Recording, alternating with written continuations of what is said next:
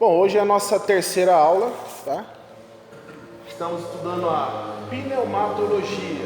O que é pneumatologia? É a doutrina que estuda o Espírito Santo, tá? No Novo Testamento, Espírito em grego é pneuma, sopro. Então é o sopro. O Espírito Santo é um sopro de Deus. Por isso que se chama pneumatologia. Ok? Aula 3, hoje. Na primeira aula a gente estudou a pessoa. O Espírito Santo é uma pessoa. Na aula 2 a gente começou a divindade e entrou um pouquinho na obra. Hoje, na aula 3, nós vamos continuar falando sobre a obra, tá ok? Então, no início a gente estudou a obra do Espírito Santo, sobre os símbolos, o que ele simboliza. A obra do Espírito Santo com respeito às Escrituras, ele também fez parte na inspiração para que os escritores pudessem escrever as Escrituras, tá ok? Hoje a gente vai estudar a obra do Espírito Santo com respeito a Jesus Cristo. O que ele teve a ver com Jesus Cristo? Qual foi a obra do Espírito Santo com relação ao Senhor Jesus Cristo, tá? Então, o Espírito Santo e o nascimento virginal de Cristo. Ok? O Espírito Santo foi o agente. Ele agiu. Tá? Ele agiu no ato de reunir as naturezas divina e a natureza humana de Cristo. Tá? Dentro do ventre de Maria. Jesus é 100% homem e 100% Deus. As duas naturezas coexistindo. Ok? 100% homem e 100% Deus. Quem foi o agente? Quem fez essa união? Foi o Espírito Santo, que fez isso dentro do ventre de Maria. Tá? Lucas capítulo 1, versículo 35. O anjo respondeu: o Espírito Santo virá sobre você, e o poder do Altíssimo a cobrirá com a sua sombra. Assim, aquele que há de nascer será chamado Santo, Filho de Deus. Porque Maria questionou: como que eu posso estar grávida se eu não conheci nenhum homem? Mas foi o Espírito Santo que veio sobre ela e fez essa obra dentro do ventre dela. Pegou o Deus Todo-Poderoso e uniu com a carne. 100% homem, 100% Deus. Tá? Mateus capítulo 1, do versículo 18 ao 20.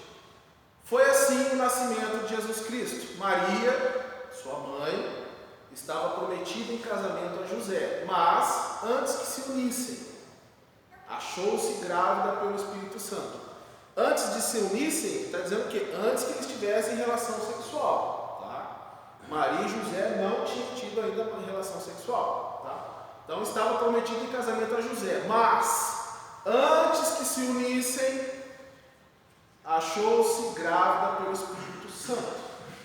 Então o Espírito Santo gerou ali Jesus dentro. Gerou um corpo. Jesus não tem início. Jesus é o Deus Todo-Poderoso. Foi gerado um corpo para Cristo. Tá? Mas, depois de ter pensado nisso, apareceu-lhe um anjo do Senhor em sonho e disse: José, filho de Davi, não tema receber Maria como sua esposa, pois o que nela foi gerado procede do Espírito Santo. Então o Espírito Santo foi ativo na obra de criar a corpo para Cristo dentro do ventre e juntar a natureza divina com a natureza humana de Cristo. Ok? Então, B. A obra do Espírito Santo e o ministério de Cristo. Então ele foi um agente ativo no nascimento de Cristo, no nascimento virginal. E agora, ele agiu também no ministério, no trabalho que Cristo veio fazer aqui no mundo. Okay? Então, no seu batismo, Jesus foi ungido pelo Espírito Santo. O que é ungido? É capacitado. Ele foi capacitado. Quando fala que o homem tem a unção do Espírito, é que ele foi capacitado pelo Espírito Santo. Então, capacitação. Ok? Então Jesus foi capacitado, ungido. Por quem? Pelo Espírito Santo. Mateus capítulo 3, versículo 16. Assim que Jesus foi batizado, saiu da água. Naquele momento os céus se abriram e ele viu o Espírito de Deus descendo como pomba e pousando sobre ele. Momento que o Espírito Santo, Jesus é o simbolismo de todo cristão. Tá? Então tudo que aconteceu conosco aconteceu com Cristo antes. Ele é o primogênito de todas as coisas, ele é a primícia, é o primeiro. Então, do mesmo jeito que Cristo veio para cumprir a lei, né, o Espírito Santo agiu nele como age em nós. Ele tinha que dar um exemplo. Então o Espírito Santo veio, pousou sobre ele, habitou nele, entrou nele, fez habitação nele. O Espírito de Deus descendo como uma pomba e pousando sobre ele. Então ele foi ungido, capacitado pelo Espírito Santo para quê? Para fazer a sua obra, o seu ministério, assim como todo cristão é. Tá? Todo cristão é capacitado, é ungido, tem um dom que ele deve exercer. Ok? A unção foi uma marca de identificação para quem? Para João Batista. João Batista sabia que ele ia batizar. Ele estava preparando o caminho para o Senhor. E ele tinha que receber um sinal. Então ele sabia que o Espírito Santo ia vir sobre aquele que ele batizava. E ele sabia que seria o Cordeiro de Deus que tiraria o pecado do mundo. Então já estava escrito. Deus já tinha determinado, decretado que seria assim. Então foi uma marca de identificação para João Batista. Quem? O Espírito Santo de Deus. Então, João capítulo 1, versículo 33. Eu não teria reconhecido se aquele que me enviou para batizar com água não me tivesse dito: aquele sobre quem você vir o Espírito descer e permanecer, esse é o que batiza com o Espírito Santo. Entendeu? Então era também um sinal para que João Batista visse quem era Cristo. Entendeu? Então o Espírito Santo fazia parte da obra de Jesus. Então como que ele reconheceria? Quem ele viu o Espírito descer e permanecer. Esse é o que batiza com o Espírito Santo. Ok? A unção cumpriu as profecias messiânicas. Então, é cumprimento das profecias que o Messias veria e faria. Ele faz parte desse ministério.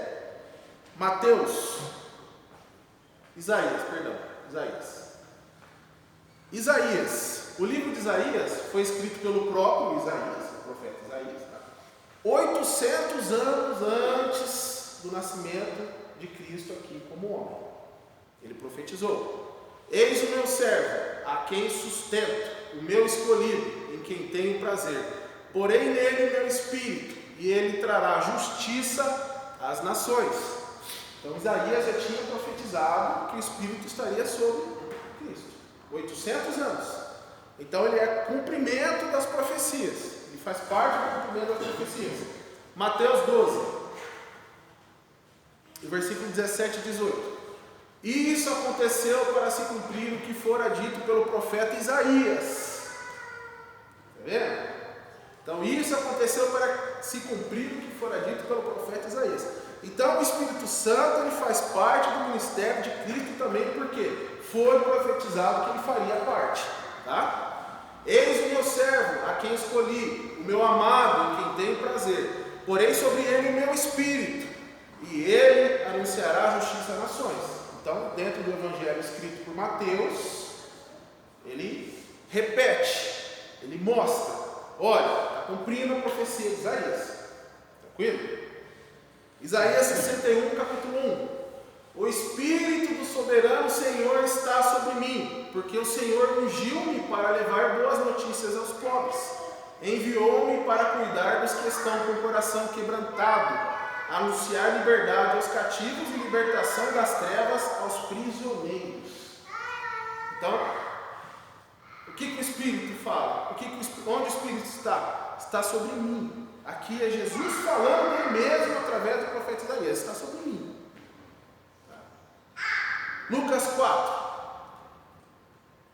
do versículo 17 a 21. Foi entregue o livro do profeta Isaías. A quem? A Jesus dentro da sinagoga. Entregaram o livro de Isaías para ele ler. Tá?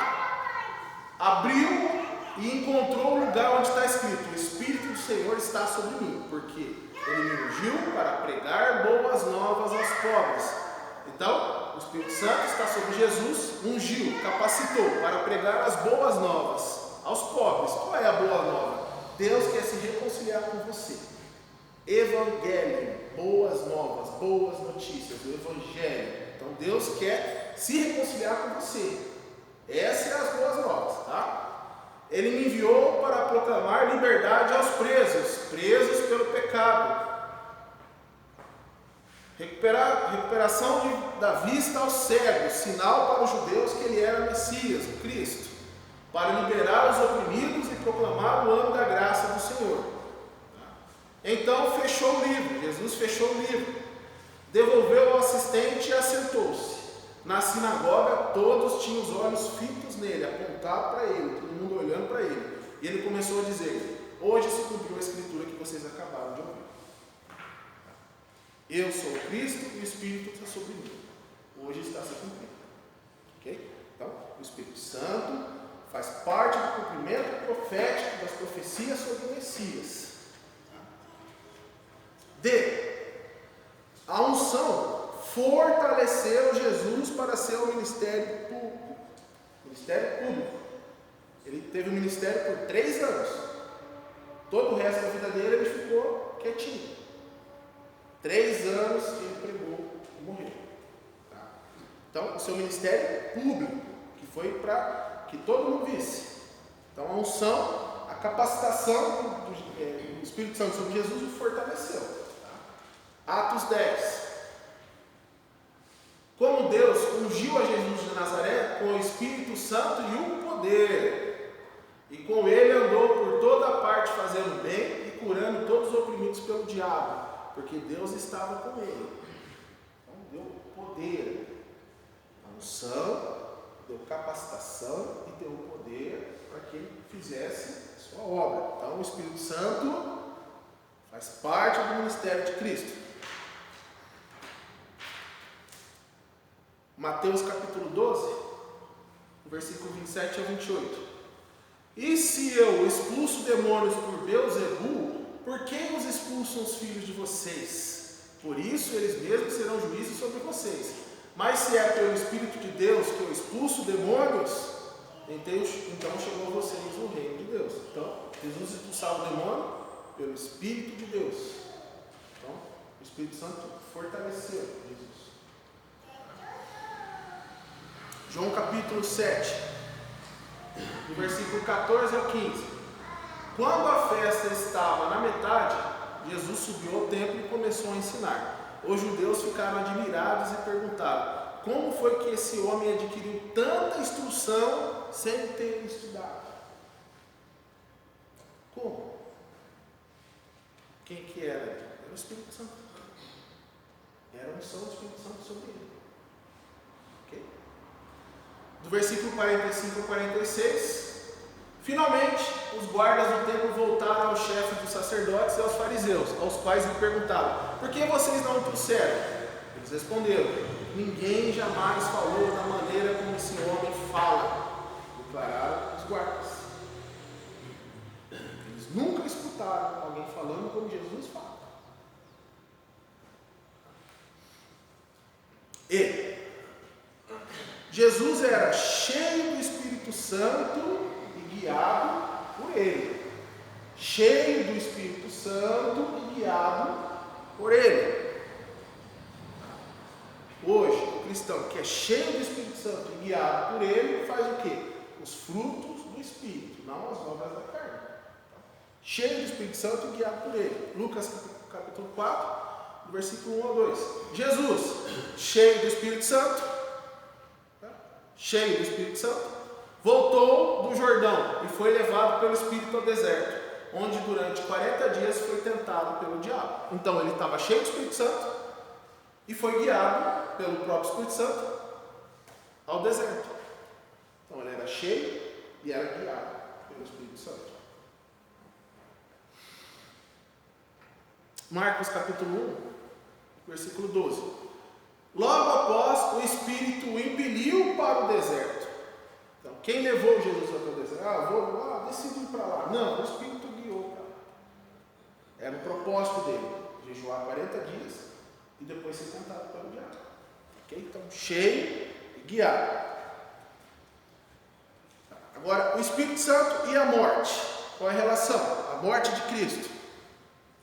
Hebreus capítulo 9. Quanto mais, então, o sangue de Cristo, que pelo Espírito Eterno se ofereceu de forma imaculada a Deus, purificará a nossa consciência de atos que levam à morte, de modo que sirvamos ao Deus vivo. Então, Cristo, que pelo Espírito Santo Eterno se ofereceu de forma imaculada a Deus.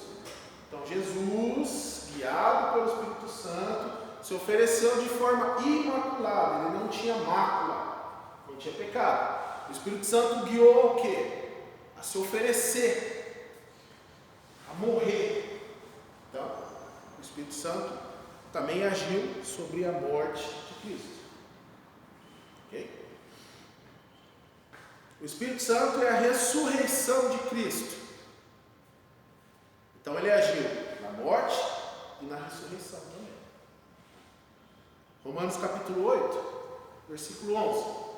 E se o Espírito daquele que ressuscitou Jesus dentre os mortos habita em vocês, então o Espírito daquele que ressuscitou Jesus dentre os mortos, o Espírito de Deus, aquele que ressuscitou a Cristo dentre os mortos, também dará vida a seus corpos mortais, por meio do seu Espírito que habita em vocês. Então ele levou Jesus para se entregar e depois ressuscitou Jesus. Ok? Então, Deus ressuscitou Jesus dos mortos. O Espírito Santo ressuscitou Jesus dos mortos. Jesus se ressuscitou dos mortos. O Pai, o Filho e o Espírito Santo são um só. Os três têm todo o poder. Então, o Espírito também agiu na ressurreição de Cristo. Romanos capítulo 1, versículo 4. mediante o Espírito de Santidade foi declarado Filho de Deus com poder, pela sua ressurreição dentre os mortos, Jesus Cristo, nosso Senhor. Então, mediante o Espírito, ele foi declarado Filho de Deus com poder. E também pela sua ressurreição dentre os mortos, Jesus Cristo, nosso Senhor. Okay? Então, ele agiu na ressurreição de Cristo. Então, aplicações práticas da obra do Espírito Santo no ministério de Cristo. Se Jesus Cristo precisava da obra do Espírito Santo na sua vida e ministério, nós precisamos do Espírito ainda mais. Então, uma aplicação prática. Jesus precisou do Espírito Santo. O homem que nunca pecou. O Deus homem. Imagina nós. Precisamos muito mais do que Jesus. Ok? Jesus não começou o seu ministério na terra até que ele fosse ungido pelo Espírito. Ungido, capacitado, fortalecido. Né? Então, não podemos substituir formação nem talentos naturais em lugar da unção do Espírito Santo. Então, não adianta você ter um talento natural. Às vezes você nasce com um talento. Né? E nem a formação. Você pode ir lá, cursar, estudar. Nada disso, nem o talento, nem a formação substitui a unção do Espírito Santo. É ela que guia. Tá? Para fazer o quê? O ministério do Senhor. Quando você vai trabalhar, o principal é o quê? O Espírito Santo operando em você. Tá? A plenitude do Espírito não isenta. Olha, não isenta, você tem uma plenitude do Espírito Santo, não isenta o crente dos sofrimentos ou das tentações. Tá? Não se iluda, você vai estar cheio do Espírito Santo e vai ter sofrimento e vai ter tentação. Jesus sofreu, Jesus foi tentado. Nós também sofreremos, ficaremos doentes, perderemos quilos, perderemos emprego, vai acontecer acidente, vai bater carro, vai acontecer. E as tentações. Então, ninguém vai ser isento, porque está cheio e tem a plenitude do Espírito Santo. Ok? Justamente quando Jesus recebeu a unção do Espírito, ele foi dirigido para o deserto para ser tentado. Então, o Espírito Santo não ausenta sofrimento e tentações na vida do cristão. Vivemos num mundo caído, dominado pelo maligno. E ele odeia a gente. E ele vai fazer de tudo para que você peque, para que você não trabalhe para Deus, para que você não exerça o seu dom, para que você não queira fazer nada, para que você não acorde cedo para orar, para que você não leia a Bíblia, para que você não estude. Então, e naturalmente ficaremos doentes, teremos perda financeira. Plenitude não isenta. É só ver a vida dos apóstolos, tá? Principalmente a de Paulo, que escreveu mais da metade do Novo Testamento. Então vamos lá. Quarto, o Espírito, a obra do Espírito Santo com respeito ao crente do Antigo Testamento. A gente vai estudar aqui a diferença, como o Espírito Santo agia no Antigo Testamento e como ele age hoje no Novo Testamento. Antigo Testamento, Antiga Aliança.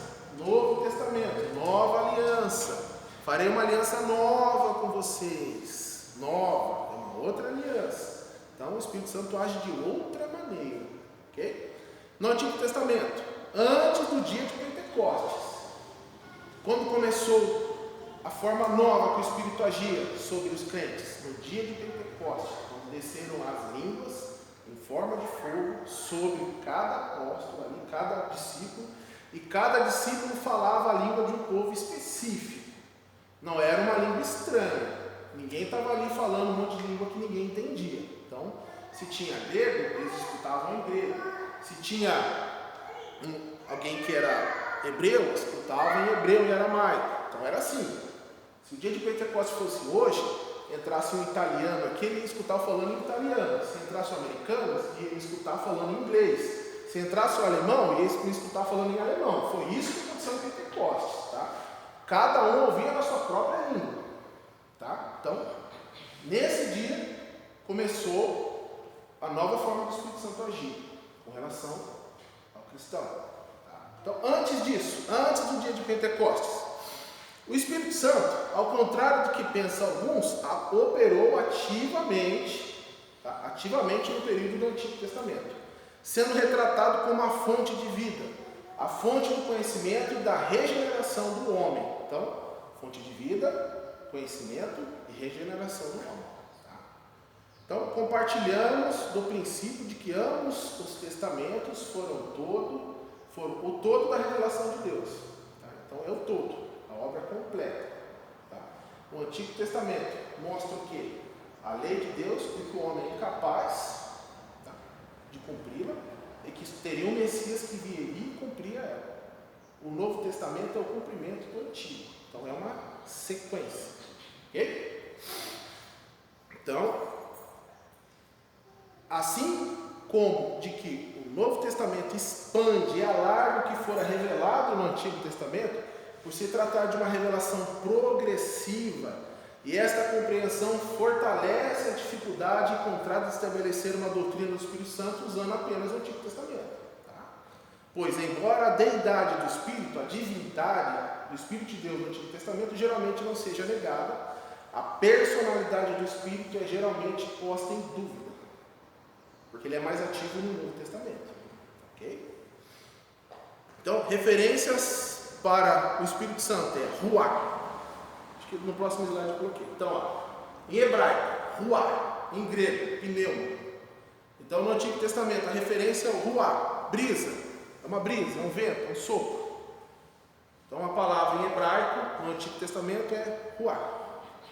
Em relação a Deus, na concepção hebraica, são estendidas como expansão da personalidade de Deus. Tá?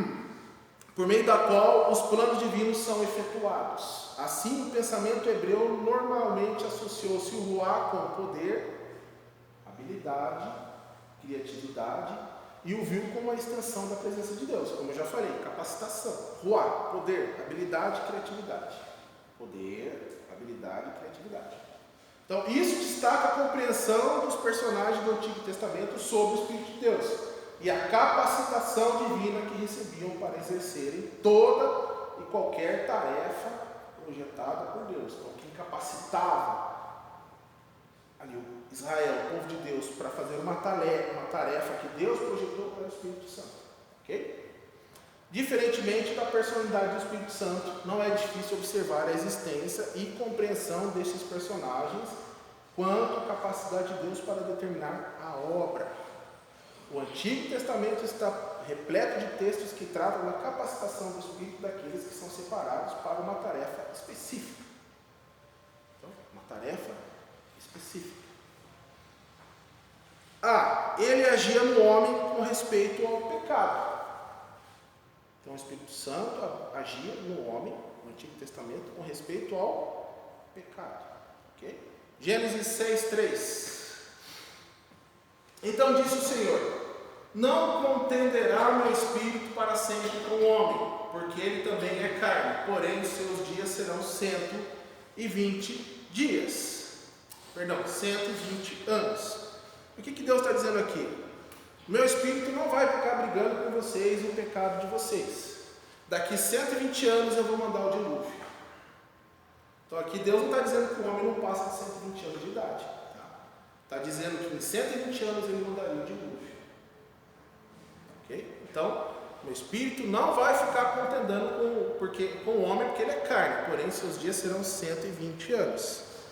Então, Deus falou: vou mandar o dilúvio para vocês. Daqui 120 anos vocês vão todos morrer. Por isso que tem hoje pessoas, se tem alguém que vive 121 anos, 122 anos, a Bíblia não está falando. Tá? É que em 120 anos ele mandaria o dilúvio. Neemias, capítulo 9, versículo 30. E durante muitos anos foste paciente com eles, mediante o teu espírito os advertiste, por meio dos teus profetas, contudo não te deram atenção, de modo que os entregaste na mão dos povos vizinhos. Então, mediante o teu espírito, por meio de teus profetas. Então, o Espírito Santo agia o quê? Mostrando o pecado. Então, ele agia no Antigo Testamento com respeito ao pecado. Estou mostrando para vocês. É pecado, é pecado, é pecado. Através de quê? Dos profetas. Atos capítulo 7, versículo 51. Povo rebelde, obstinado de coração e de ouvidos, vocês são iguais aos seus antepassados, sempre resistem ao Espírito Santo. Então, no Antigo Testamento, o Espírito Santo agia o quê? Com respeito ao pecado, e o povo resistia. Resistia. B. Ele capacitava certos homens para o serviço especial. Então, cada homem tinha uma especialidade, um serviço especial. Ele era capacitado pelo Espírito Santo. Para governar o povo de Deus. Para governar o povo de Deus. Números, capítulo 27. Então o Senhor disse a Moisés: chame Josué, filho de Nun, homem em quem está o Espírito, e impõe as mãos sobre ele. Faça-o apresentar-se ao sacerdote Eleazar e a toda a comunidade, e o comissione na presença deles. Dê-lhe parte da sua autoridade, para que toda a comunidade de Israel lhe obedeça. Então, Josué foi capacitado a quê? Pelo Espírito. Governar o povo de Deus. B. Para liderar o exército de Israel. Então, o exército de Israel tinha um líder. Juízes, capítulo 3, versículo 9 ao 10. Mas quando clamaram ao Senhor, lhes levantou um libertador, Otoniel, filho de Kenaz, o irmão mais novo de Caleb, que os libertou. O Espírito do Senhor veio sobre ele, de modo que liderou Israel e foi à guerra. O Senhor entregou Cuxar-Rizataim, rei de Arã, nas mãos de Otoniel, que prevaleceu contra ele. Então ele capacitou Josué para governar e capacitou Otoniel para liderar o exército. C. Para mostrar força sobrenatural. Juízes capítulo 15, versículo 14 ao 15. Quando ia chegando a Leí, os filisteus foram ao encontro dele aos gritos, contra Sansão. Tá? Mas o Espírito do Senhor apossou-se dele, as cordas em seus braços se tornaram como fibra de linho queimada, e os laços caíram das suas mãos. Encontrando a carcaça de um jumento, pegou a queixada e com ela matou 1000 homens. Tá? Então, governar liderar e mostrar força sobrenatural. Certo? D.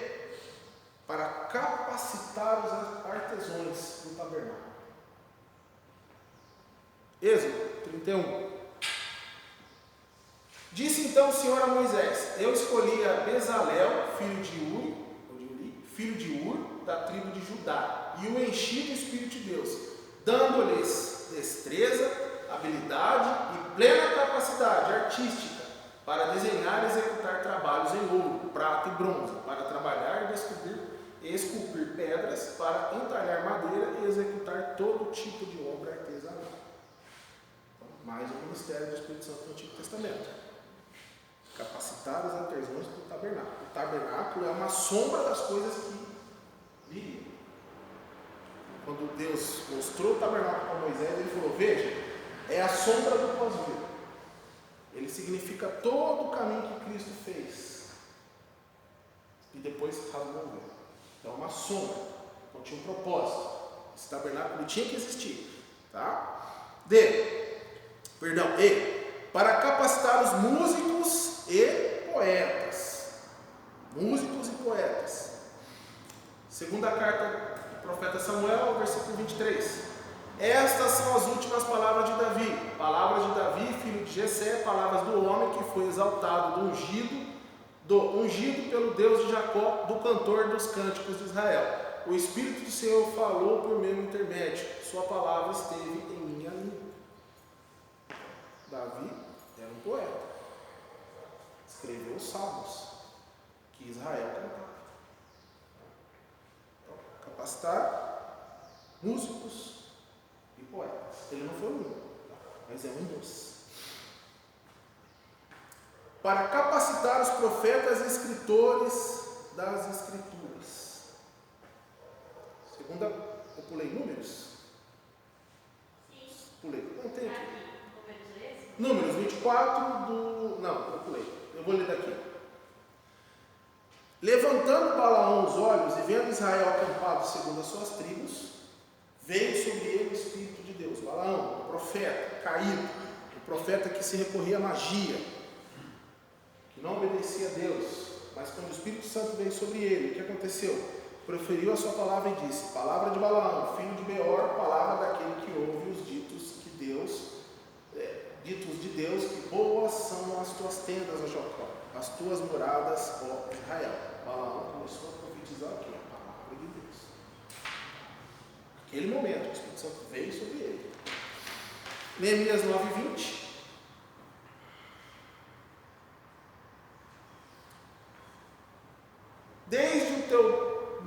Deste o teu bom espírito para instruí-los. Não retiveste o teu maná que os alimentava, e deste-lhe água para matar a sede. Então, o Espírito Santo instruiu para que fosse escrito o que ele queria que fosse escrito. Cada palavra, cada vírgula, cada início e final de parágrafo foi o Espírito Santo que determinou. Ok?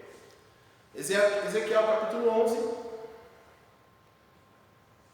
versículo 5, de 24 a 25. Então o Espírito do Senhor veio sobre mim e mandou-me dizer: assim diz o Senhor, é isso que vocês estão dizendo, ó nação de Israel, mas eu sei em que vocês estão pensando. O Espírito do Senhor veio sobre mim e mandou-me dizer. O Espírito Santo foi instruído. Escreva isso, escreva isso. O escritor foi escrevendo, o autor é o Espírito Santo, então ele foi escrevendo. 24 e 25. Então o Espírito ergueu-me e levou-me aos que estavam exilados na Babilônia, na visão dada pelo Espírito de Deus. Findou-se então a visão que eu estava tendo e contei aos exilados tudo que o Senhor tinha me mostrado. Então, o Espírito Santo orientou Ezequiel, vai lá e mostra o que eu estou, e fala o que eu estou mostrando para vocês. Ezequiel, escreveu? Êxodo capítulo 8, versículo 3. Êxodo 8? É. Qual que é o próximo? Ezequiel. Desculpa, Ezequiel. Ele estendeu o que parecia um braço e pegou-me pelo cabelo. O Espírito levantou-me entre a terra e o céu, em visões de Deus. Ele me levou a Jerusalém, à entrada da porta do norte do pátio interno, onde estava colocado o ídolo que desperta o zelo de Deus. Então, o Espírito Santo agiu diretamente no Antigo Testamento, dizendo o que era para ser escrito. Ok, irmãos? A nossa aula encerra por aqui. No próximo domingo, vamos continuar falando sobre a obra do Espírito Santo no Antigo Testamento, tá ok? E vamos começar a falar o quê? A obra do Espírito Santo a partir do dia de Pentecostes. Como ele age hoje, tá ok? Vocês vão ver a diferença, como era no Antigo Testamento e como é hoje na vida dos cristãos, tá ok? Vamos orar. Pai, obrigado por esse momento que meditamos uma pequena parte da Tua Palavra. Peço que nossos corações sejam solos férteis para que seja plantada essa semente, para que possamos entender a Tua Palavra e para que possamos aplicá-la em nossas vidas e compartilhar com as pessoas, para que possamos viver uma vida que glorifique ao Senhor, que agrade ao Senhor e para que um dia possamos nos apresentar ao Senhor preparados, Pai. Preparados e prontos para receber a glória divina. Em nome do Senhor Jesus que nós oramos e agradecemos. Amém. Irmãos, obrigado. Viu?